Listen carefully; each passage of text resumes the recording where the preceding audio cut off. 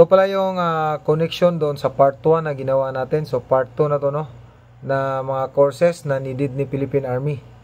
So ito ay may apat na lang. Ito ay medical services, dental services, fine arts, and aviation. So ito yung mga courses na needed ni Army para sa medical services.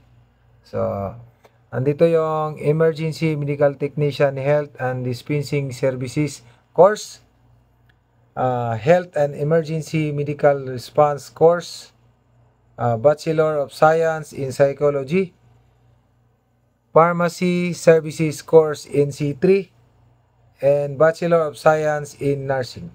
Okay, ito naman ay para sa mga fine arts. So may tatlong kailangan, Bachelor of Graphics Technology, Major in Architecture Technology.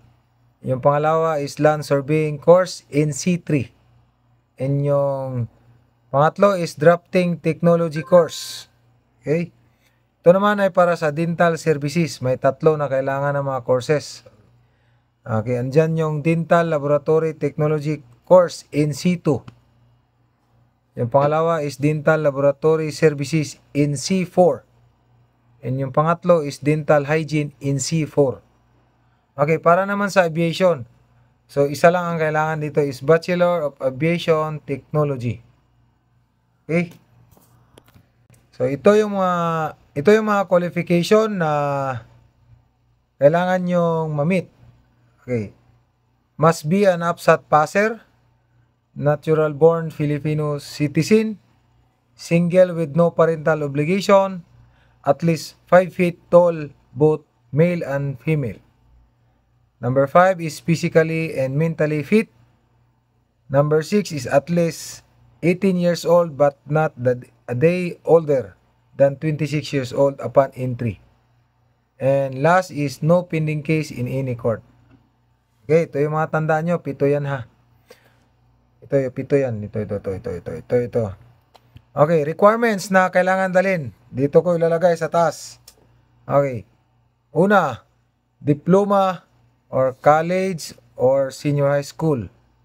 Okay, number 2 is transcript of record para sa mga college graduate. And para naman sa senior high school is form 137. And then number 3 na kailangan dalhin is PSA birth certificate. So, much better may resibo. Kasi yung ibang mga birth certificate is malabo yung pagkasulat o pagka-entry ng mga pangalan, kaya mas maganda may resibo. And number 4 is any government issued ID. Okay? So dapat merong birthday. So para ma-counter check natin, no? Okay, next is ilalagay ko dito sa taas. Okay, if you yung mga kailangan gawin, no? If you are graduated of the courses needed, here at the guidelines on how to apply. Okay, ito yung mga kailangan gawin.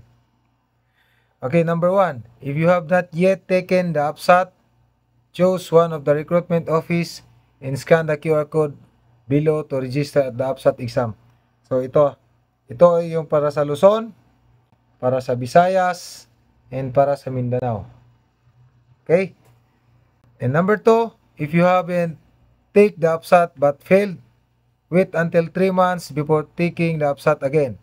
Scan one of the QR code above. Itong tatlo. I-scan nyo to. Kung hindi pa kayo nakapag-exam.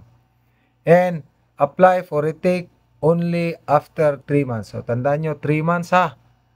So, pangatlo, if you have already passed the APSAT, scan the QR code or download the form below and fill up the data required and send it to the recruitment.